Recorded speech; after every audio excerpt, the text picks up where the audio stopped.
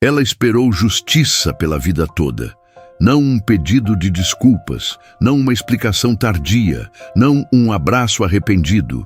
Justiça, daquelas que equilibram o mundo, daquelas que devolvem o que foi arrancado, daquelas que fazem o coração parar de latejar toda vez que uma lembrança atravessa a memória. Ela esperou por mais de 30 anos. E quando finalmente achou que a justiça tinha chegado, percebeu que talvez estivesse esperando a coisa errada. Mas antes de continuar, eu te pergunto, você já passou anos esperando que alguém pagasse pelo que fez com você? No final dessa história, me diga o que você teria feito no lugar dela. O nome dela era Margarida. Morava sozinha no fim de uma estrada de barro vermelho que levantava poeira no verão e virava lama espessa no inverno. A casa era simples, paredes de cal já descascando, telhado antigo que estalava quando o sol esquentava demais. Na varanda havia 2 cadeiras de madeira, uma mesinha pequena e um vaso com jasmim que florescia todo mês de setembro, como se insistisse em lembrar que ainda havia beleza no mundo. Margarida acordava cedo, sempre cedo, antes do sol tocar as montanhas. Antes dos galos terminarem de cantar, antes mesmo que o silêncio da madrugada fosse embora. Acendia o fogão a lenha, o cheiro da madeira queimando se espalhava pela cozinha. Passava café, sentava na varanda com a caneca quente nas mãos. E ali ela conversava com Deus. Não eram conversas simples, não eram só agradecimentos, eram diálogos longos, às vezes sussurrados, às vezes carregados de lágrimas. Quase todas terminavam da mesma forma: Senhor, quando vai chegar a minha justiça? 32 anos antes, sua vida tinha tomado um rumo que ela jamais imaginou. Ela era casada com Antônio. Homem trabalhador, de poucas palavras, conhecido no povoado como alguém honesto. Tinham 2 filhos pequenos, uma rotina simples, uma casa modesta, mas cheia de planos. Não eram ricos, mas eram estáveis, até o dia em que Clara apareceu. Clara veio da cidade, vestido elegante demais para a estrada de terra. Salto alto que afundava no chão batido. Perfume forte que chamava a atenção antes mesmo de ela falar. Ela sorria fácil, ria alto, sabia elogiar. E em poucos meses, Antônio já passava mais tempo fora de casa do que dentro. No começo, Margarida fingiu não perceber. Depois tentou conversar. Perguntou se estava tudo bem, se havia algo errado. Ele dizia que era só cansaço, só trabalho, só preocupação. Mas os cochichos começaram, na venda, na missa, na porta da escola das crianças. Você viu Antônio com aquela mulher? Eles estavam rindo demais. Tem coisa aí. Margarida sentia os olhares, sentia as pausas nas conversas quando ela se aproximava. Sentia que algo estava escapando de suas mãos. Até que numa tarde de domingo, diante de todo o povoado, Antônio anunciou que ia embora. Sem gritos, sem escândalo, sem briga.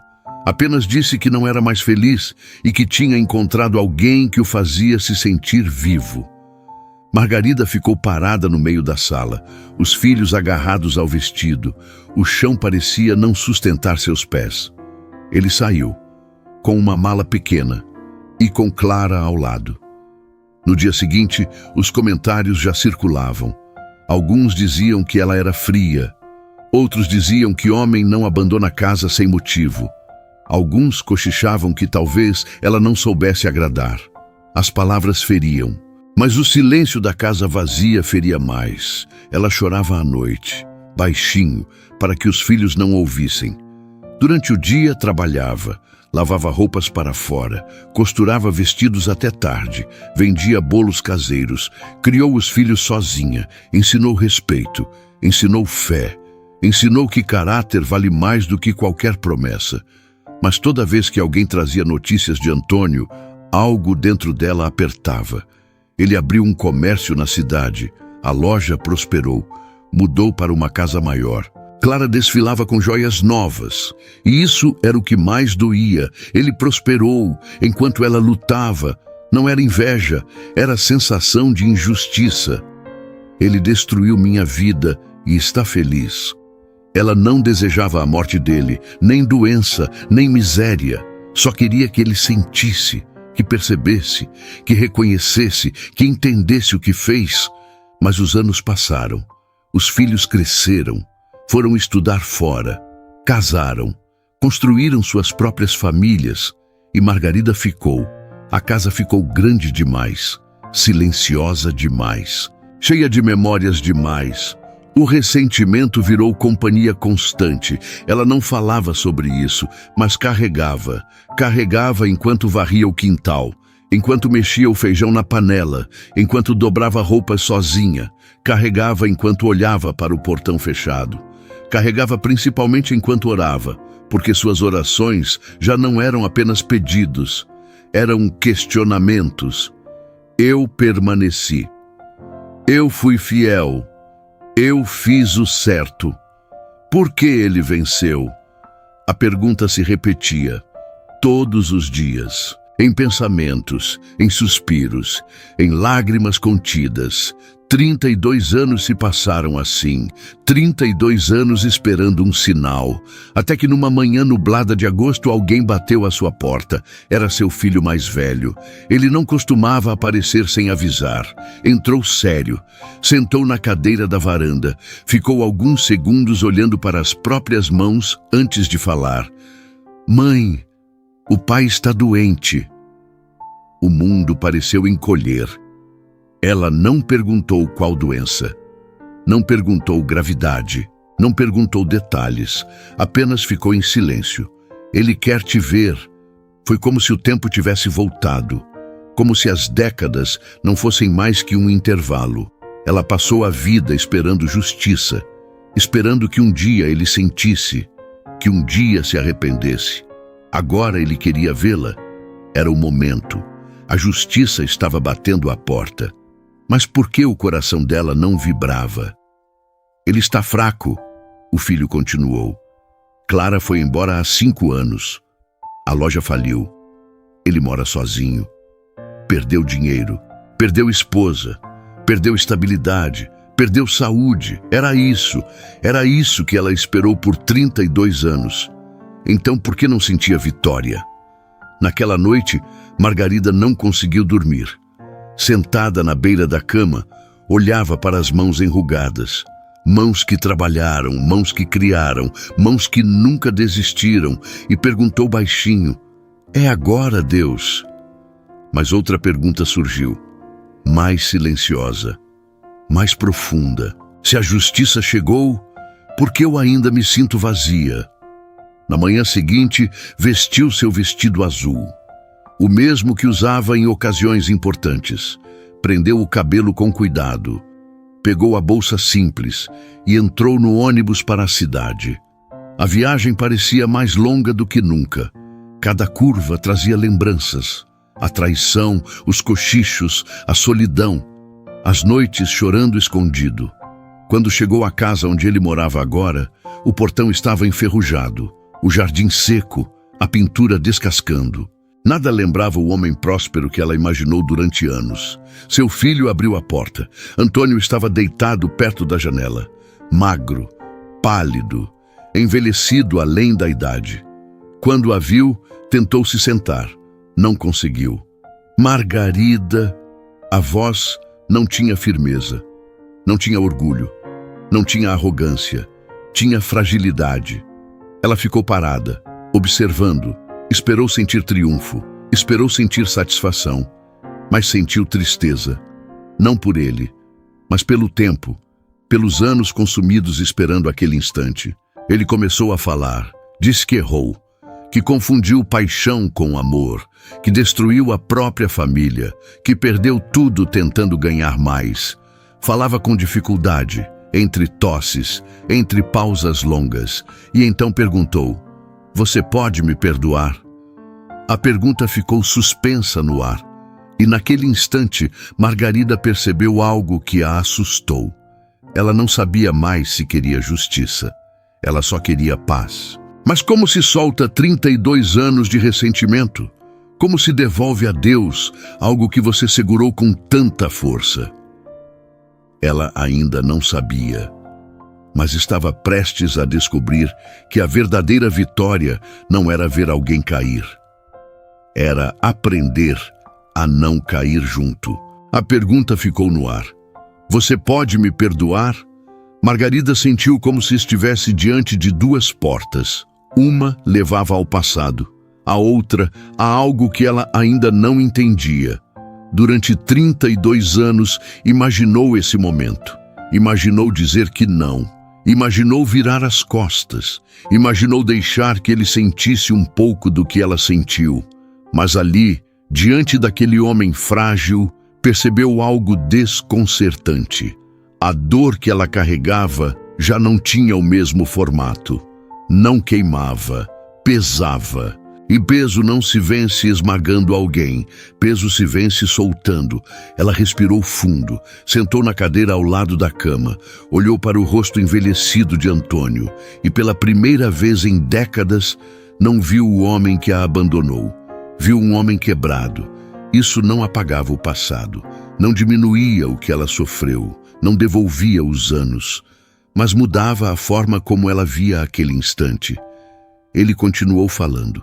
Disse que a paixão por Clara durou pouco, que o encanto acabou rápido, que a prosperidade subiu a cabeça, que o orgulho o impediu de voltar atrás. Disse que quando Clara foi embora, levou o que restava de dinheiro.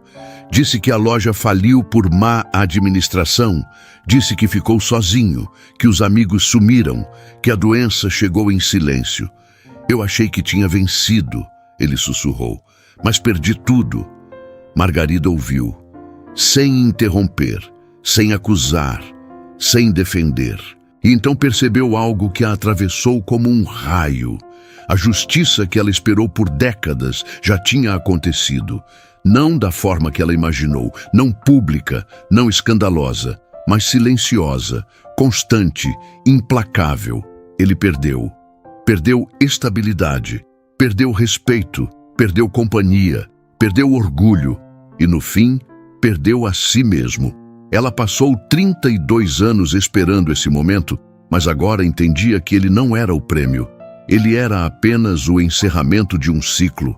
Antônio a olhou novamente. Eu não mereço seu perdão, mas preciso morrer sabendo que tentei. A palavra morrer ecoou. Ali estava a verdade crua. O tempo não voltaria. Não haveria nova chance. Não haveria recomeço de casamento. Não haveria reconstrução da família. Havia apenas uma escolha: guardar ou soltar. E foi então que Margarida percebeu algo que nunca tinha considerado. O perdão não era sobre ele, era sobre ela. Durante 32 anos, ela se definiu como a abandonada, como a traída, como a injustiçada. Essa identidade sustentou sua força, mas também sustentou sua prisão. Ela viveu dignamente, criou os filhos, trabalhou, permaneceu firme, mas viveu presa a uma pergunta: quando ele vai pagar?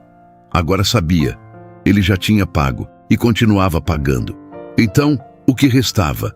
Restava decidir se ela continuaria pagando também, porque enquanto esperava justiça, ela também perdeu. Perdeu leveza, perdeu oportunidades de amar de novo, perdeu chances de reconstruir a própria história, perdeu noites de sono, perdeu alegria simples, não por causa dele, mas porque escolheu carregar. E ali, naquele quarto silencioso, ela entendeu. Se continuasse presa ao ressentimento, estaria escolhendo perder mais tempo. Ela se levantou devagar, aproximou-se da cama, segurou a mão dele, a mão que um dia soltou a dela. Antônio, a voz saiu firme, mas suave. Eu não posso apagar o que você fez. Não posso fingir que não doeu. Não posso dizer que foi fácil. Ele fechou os olhos. Mas eu não quero carregar isso até o fim da minha vida. Ela respirou fundo. Eu te perdoo. Não foi uma explosão. Não foi dramático. Não foi cinematográfico. Foi simples e foi libertador. Antônio chorou. silenciosamente, como quem solta um peso que esmagava o peito. Ela ficou ali alguns minutos, sem discursos longos, sem reconstruções imaginárias, apenas presença. Quando saiu da casa, o céu estava cinza, mas dentro dela algo tinha clareado. Durante o caminho de volta no ônibus, ela olhava pela janela e sentia uma sensação nova. Não era alegria, era leveza. Leveza é diferente de felicidade. Leveza é ausência de peso. Ela não sabia quanto tempo ele ainda teria, mas sabia que algo dentro dela tinha encerrado. Naquela noite, sentou na varanda como sempre fazia. O mesmo fogão a lenha, o mesmo café, o mesmo horizonte. Mas a oração foi diferente. Senhor, obrigada. Não pediu justiça, não pediu explicações, não perguntou por quê, apenas agradeceu. Dias depois, a notícia chegou. Antônio havia partido. Margarida recebeu a informação com serenidade. Sentiu um aperto, mas não sentiu vingança. Não sentiu satisfação, não sentiu amargura. Foi ao velório, não para provar nada, não para mostrar superioridade. Foi porque queria fechar completamente o ciclo. Algumas pessoas cochicharam, algumas se surpreenderam. Ela caminhou até o caixão, olhou para o rosto dele e percebeu algo definitivo. Não havia mais raiva. O homem ali já não tinha poder sobre sua história. Ela já tinha retomado esse poder. Depois do enterro, voltou para casa. Entrou. Olhou para a sala, para as paredes, para os móveis simples e percebeu que aquela casa não era mais um símbolo de abandono. Era um símbolo de resistência. Naquela semana, fez algo que não fazia há muito tempo. Abriu uma caixa antiga guardada no armário. Dentro estavam fotos do casamento, cartas antigas, memórias guardadas com dor. Ela olhou uma por uma, não com raiva, não com nostalgia amarga, apenas com entendimento. Pegou algumas, guardou o que queria manter, descartou o que precisava deixar ir. Não era sobre apagar, era sobre reorganizar. Nos meses seguintes, pequenas mudanças aconteceram. Aceitou o convite para almoçar na casa da vizinha, visitou os netos com mais frequência, plantou novas flores na varanda, comprou um vestido novo, amarelo, só porque achou bonito. Passou a sentar na frente da igreja, não mais no último banco. Não se escondia, não precisava mais. Um dia, enquanto varria o quintal, fez uma conta silenciosa. 32 anos esperando justiça. 32 anos acreditando que a vitória seria ver alguém cair. Mas a verdadeira vitória não foi vê-lo doente, não foi vê-lo falido, não foi vê-lo sozinho. A verdadeira vitória foi não deixar que o erro dele definisse o resto da vida dela. Ela entendeu algo profundo. Justiça não é vingança. Justiça não é assistir à queda de quem nos feriu. Justiça não é compensação visível. Às vezes, justiça é Deus trabalhando em silêncio. Às vezes, é a própria consciência da pessoa sendo o tribunal. Às vezes, é o tempo revelando o que parecia vitória como fracasso. Mas perdão. Perdão é escolha. Perdão é devolver a Deus o direito de julgar. Perdão é se recusar a continuar pagando por algo que já foi cobrado. Perdão é decidir viver o que ainda resta. Margarida percebeu que a maior prisão nunca foi o abandono. Foi a espera. A espera constante por algo que ela não controlava. E quando soltou essa espera, algo extraordinário aconteceu. Ela voltou a viver. Não começou um romance, não mudou de cidade, não ganhou dinheiro inesperado, mas ganhou algo maior: paz. E paz é um tipo de riqueza que não depende do que os outros fazem. Depende do que você decide carregar. Hoje, quando senta na varanda ao amanhecer, Margarida não pergunta mais: quando vai chegar a minha justiça? Ela sabe, ela já chegou. Chegou no dia em que ela escolheu perdoar. Porque no fim, a verdadeira vitória não é ver o outro derrotado. É ser livre. E agora eu te pergunto: Existe alguém que você ainda espera ver pagar? Existe alguma dor que você ainda segura como se fosse identidade? Será que a justiça que você espera já aconteceu, só que de um jeito que você não percebeu? Talvez a sua vitória não esteja na queda de alguém. Talvez esteja na coragem de soltar. Se essa história tocou você, compartilhe nos comentários o que ela despertou aí dentro. Porque às vezes a libertação começa quando entendemos que perdão não é fraqueza, é força. E é a única força que realmente nos devolve a vida.